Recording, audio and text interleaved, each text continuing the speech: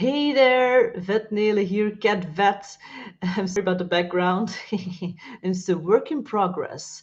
So, if you don't know me by now, I help cat owners avoid and treat medical or behavioral problems without the long waiting times and stress. And so you don't get spooked by Dr. Google giving you a heart attack about all the nasty things it can be that your cat is having.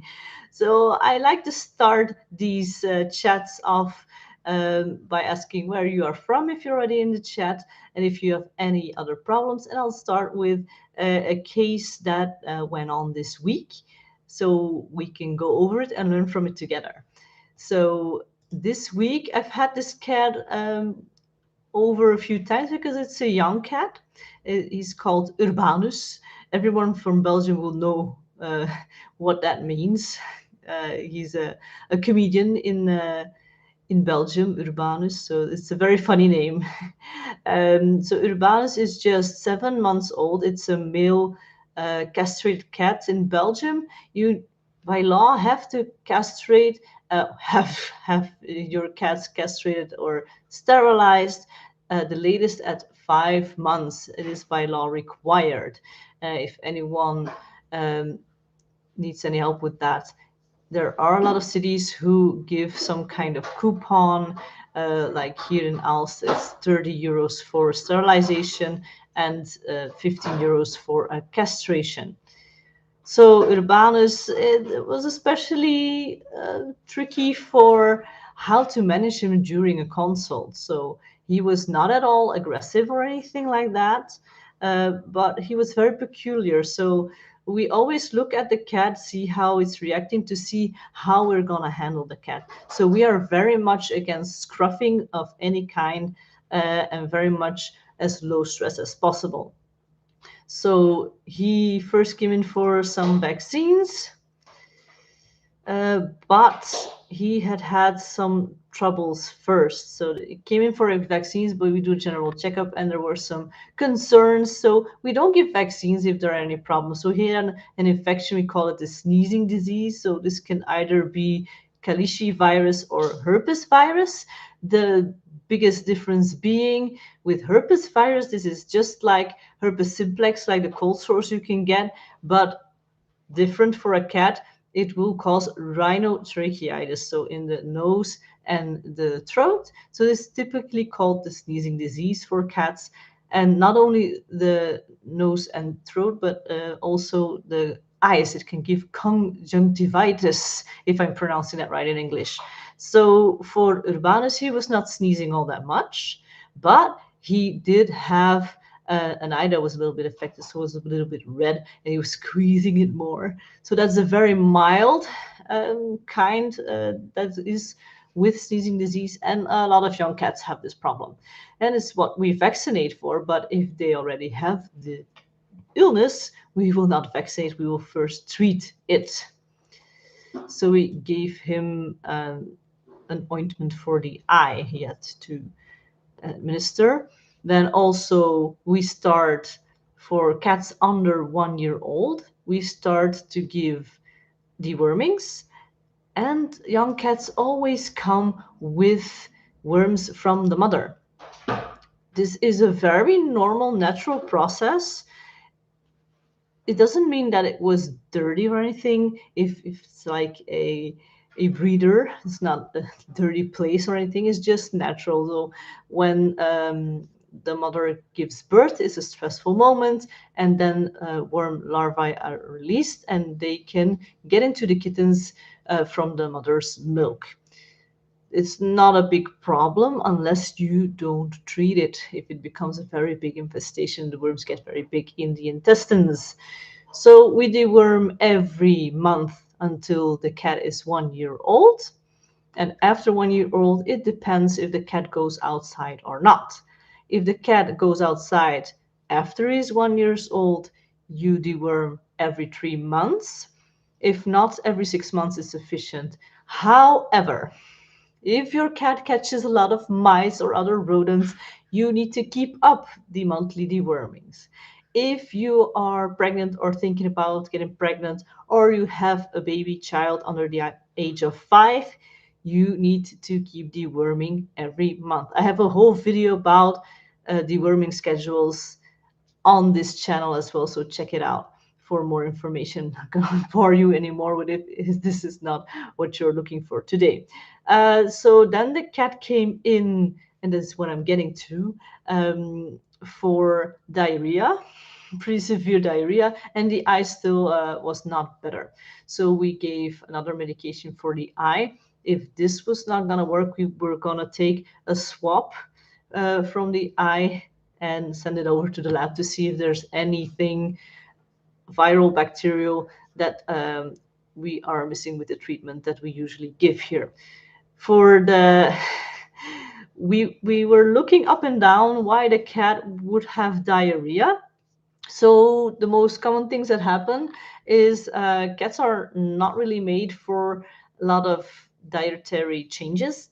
So very often, if you make a sudden change in their diet, you give them a treat they're not used to, you give them something from the table that they're not used to, they can get problems with the stomach and the intestines, so they can get vomiting, diarrhea, or we call this indigestion. Now, indigestions usually solve themselves after about 2 to 3 days, but this was going on for, let's see, I didn't even mention this here. So this was going on for long, I think for a week. So after we were finished with just giving symptomatic treatment, which means we're going to give something against the diarrhea itself with an injection, and we're going to give probiotics. After that, I was asking, so you still have enough deworming tablets? Because I gave you 6. So this should be until he's 1 month, also 1 tablet a month. He was like, no, I thought that was the treatment, like all at once, all the 6 tablets at once. So yeah, that is what caused the diarrhea. Luckily, the deworming tablets, and this is a very clear case, they have a very high limit until they're very toxic and deadly. So yeah, the cat had severe diarrhea, but it did not die from it. So they did test most, well, especially these deworming tablets, like 5 times the normal dosage for like 6 months. So I knew the cat would be okay eventually, but he did return with the diarrhea being a lot better, but still there.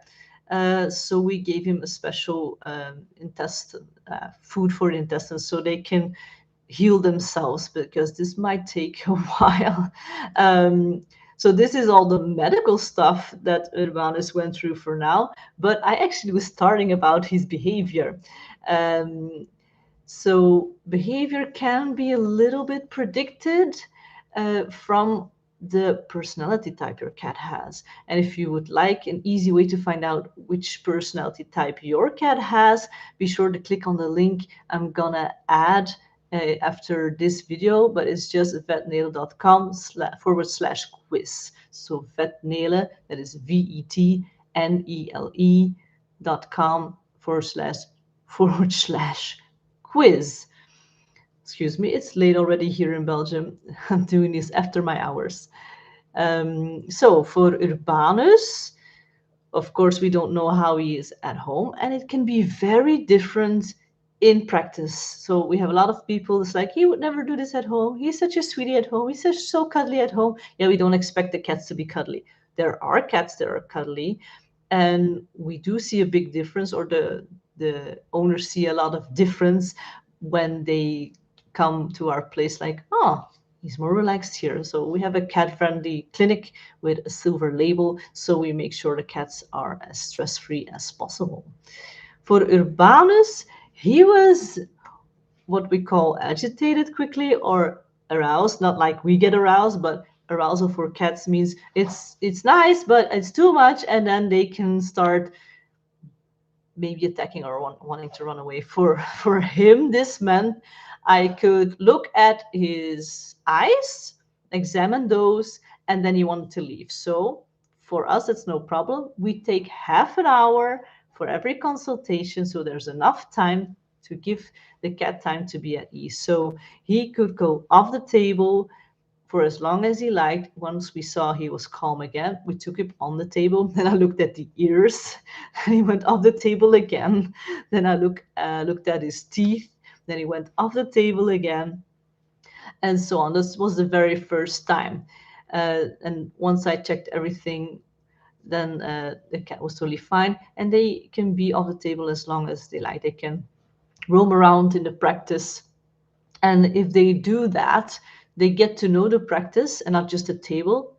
And they're more at ease the next time that they come over. So it's called making positive associations. Now, you can make positive associations with treats, but if a cat is too stressed, it will not learn anything and will not be able to make positive associations.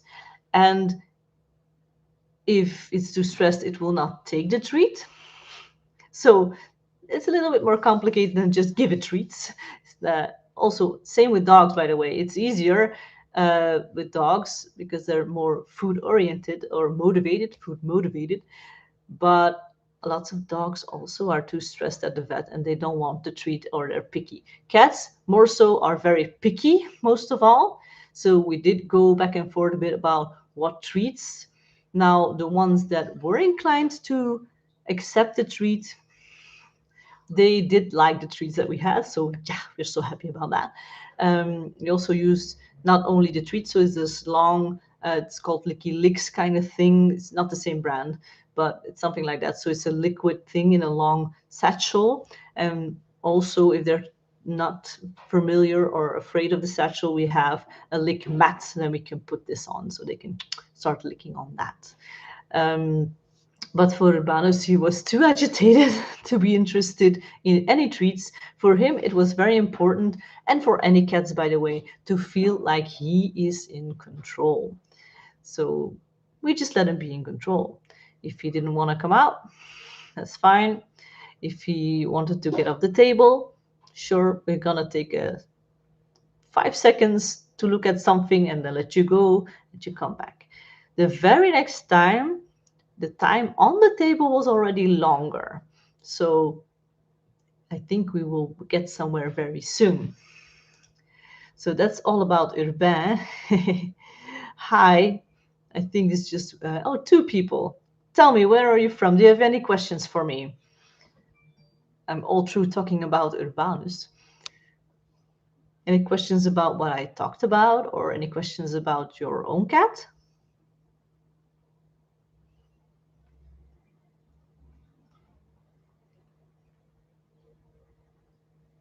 Come on, people, don't be shy. I'm giving you my free time here. You can always take a look at another case if you like. Greetings from Dresden. Hi. That's Germany, right? Let's see, what else have we seen lately? Oh, yeah. So this cat, oh, I can see a lot about this cat as well. So this cat is called Inimiora. Very easy name to pronounce and remember, not. It is a Scottish fold. So I can interrupt myself right away already. The Scottish fold, if you don't know this looks like a British short hair with floppy eyes like this. They look very cute, but already here in Belgium, they're forbidden to be bred because it's very inhumane. It's actually a kind of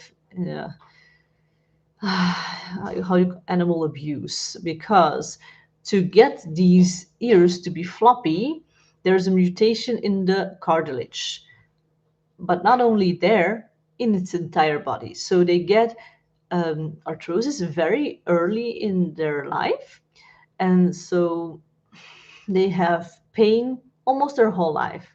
So it's really not okay that these cats have ever been bred. It's just kind of a designer breed, so it's really not okay.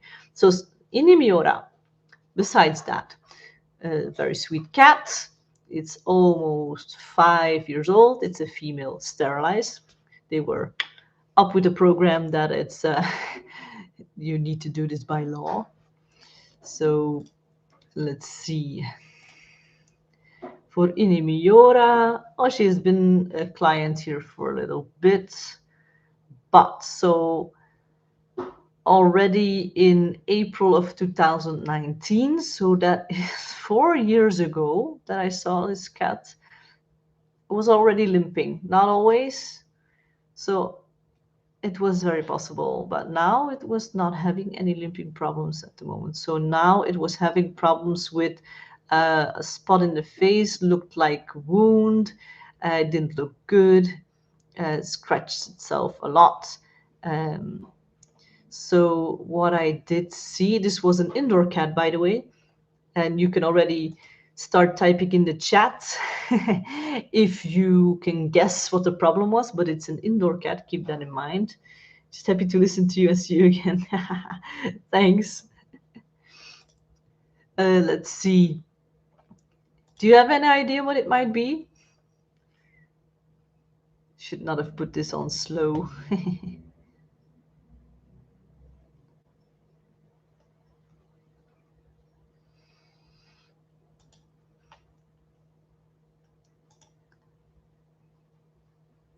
See, there's 3 people already. So can you guess what the problem might be? So this cat is an indoor cat, but scratching a lot and had wounds on the face. Now, upon further inspection, it not only had wounds on the face, the neck hairs were shorter, and there were wounds on the neck, and all on the back there were little red wounds, little crusty, dotty wounds, and also the hair at the base of the tail was shorter. You have no idea.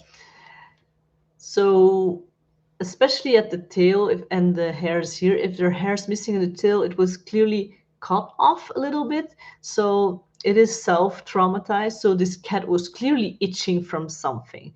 Now, this is the cat of the woman's daughter, but they also have a dog that does go outside. Is that a more of a clue? Lice. Well, I'm glad you mentioned that. So lice does not occur in dogs and cats. It can occur in rabbits, but not in dogs and cats. In dogs and cats, it's fleas. So, and it's very specific to dogs and cats. So these fleas will not come onto our hairs, and they're very specific. They call species specific is what they call it. Um,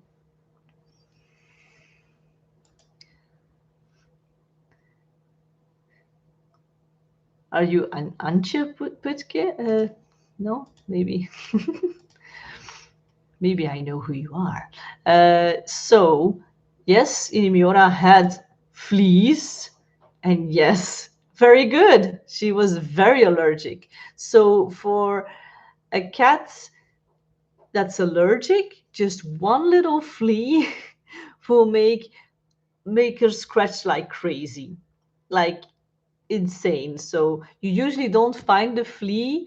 Normally, if a cat has fleas, it will not scratch that much more at all. You might not even notice your cat has fleas, but you will find little colon, so comma, uh, like little dirt things, and if you put them on a wet little paper and you front it a little, it will dissolve like dark brownishly. So that is the blood that the flea has drunk from your animal, and that it has digested and pooped out. So it's flea poo on your animal's fur. Usually this is what you find, but not with an allergic cat, because an allergic cat will lick itself silly and it will eat the flea as soon as possible. So another thing that happens then, a lot of fleas have in their digestive system larvae of worms. So if a cat has fleas, you also have to deworm it, because it's very likely that it will get worms because it ate the flea. And Even non-allergic cats will eat the fleas as soon as they can. So it's sometimes only the flea feces or poo that you will find on a cat. So that's not always easy. But usually a vet that has some experience for about a year will easily find the fleas and the flea poo, the flea feces, and will mark it as a flea infestation. So for this cat, not only did we give a product against fleas, but it was something that also worked against worms. Now, any product against worms, if you administer it to the cat, it works as a deworming at that moment. Something against fleas and or maybe ticks, it works longer. So you have different possibilities. Cats that can stand the liquid, the spot on, there are also tablets for it, but usually tablets are more difficult to give to a cat than just a liquid spot on the skin. So we gave the liquid spot on with deworming. It was against ticks and against fleas. And against ticks and fleas, it worked for 3 weeks. This is important because it takes this long to get the fleas out of your house, because the fleas lay eggs, and then there are pops. So there are way more fleas in your home than on your cat always. So if you follow the cycle of the flea, it takes 3 months. So you can give another spot on that works for a month, but then you have to give it 3 months in a row and keep check on it. So that's very important. So we gave something that's right away. It works for 3 months. It's awesome. The tablets, I think they work 1 month. Yeah, they work 1 month. But it depends on the brand. So we use Bravecto Plus for the spot on, and we use the, how do you call it again? I lost the name. Well, you also have products that just work against fleas, like Stronghold, Hold, anything like that. What's it called? The other one? Can't remember the tablet's name, of course. No, I can't remember it.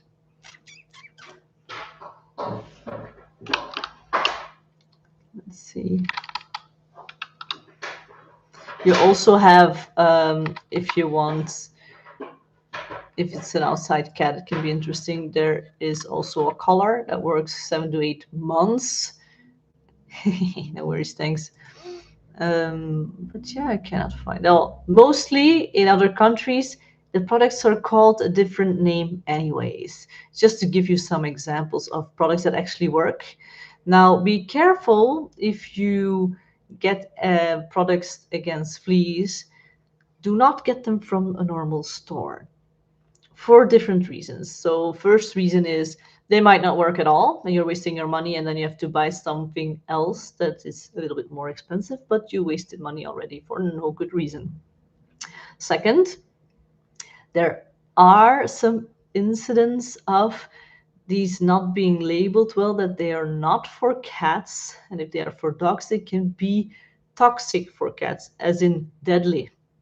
There have been cat deaths because of this. So just don't buy in a normal shop.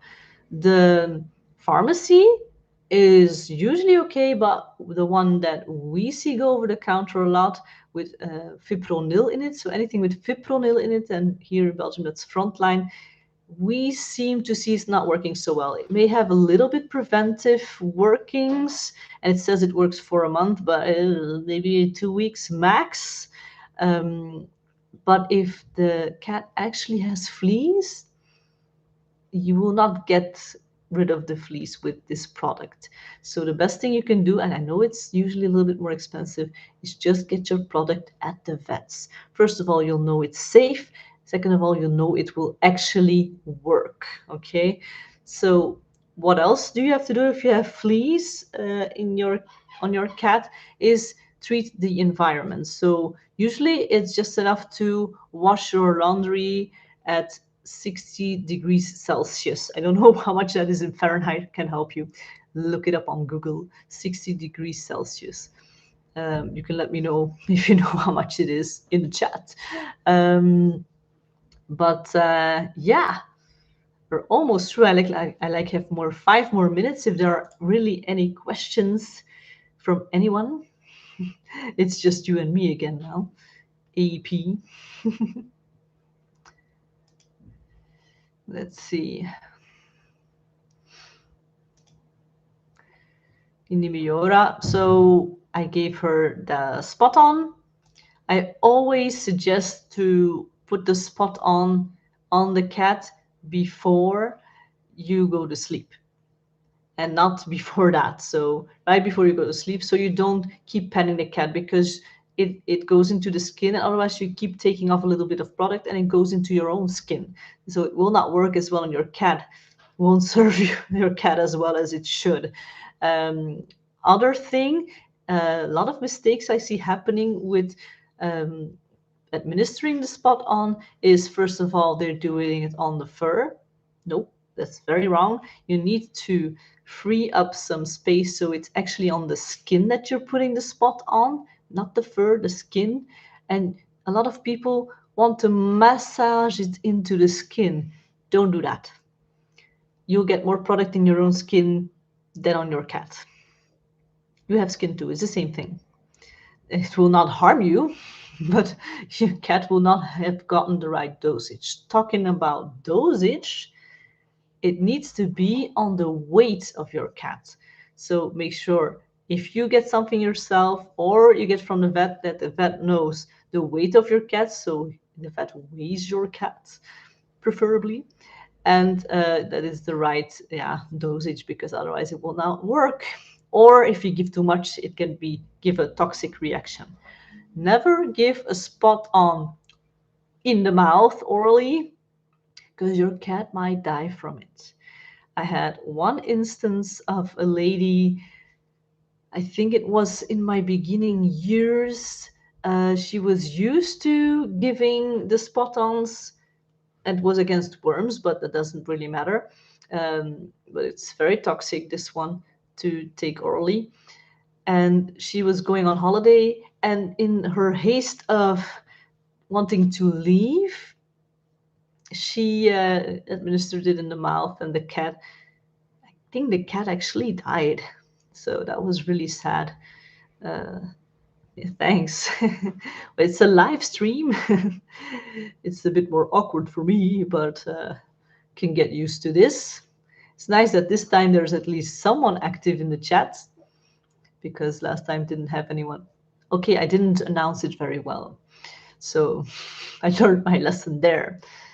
So yeah, I'm gonna end the stream about now. So do not forget to go to vetnele.com/quiz to see what personality your cat has, which type it is, because it greatly affects how it might react at the vets, and how it might react to certain things you will do to enhance its well-being. So it's pretty important to know this. And if you go through the results, you will get 3 very easy actionable steps that you can do right away that will greatly enhance your cat's well-being. And if there are any behavioral problems, they might just get a lot better or even resolve themselves. So that's my treat for you if you take the quiz. Now, if you have multiple cats, you can do the quiz for each cat individually. So think about this one cat first, do the quiz. And if it's almost the same for your other cat, of course, you don't have to do it again. But if it's very different, take the quiz again, and you will get other results from the quiz with other things you can do. So with that being said, I'm gonna say a good evening. For me, it's evening. For me, it's 8:30 p.m. And I will see you soon. Great. You say greetings to you, your sister and parents from me. Yeah, you must be Antje. cool.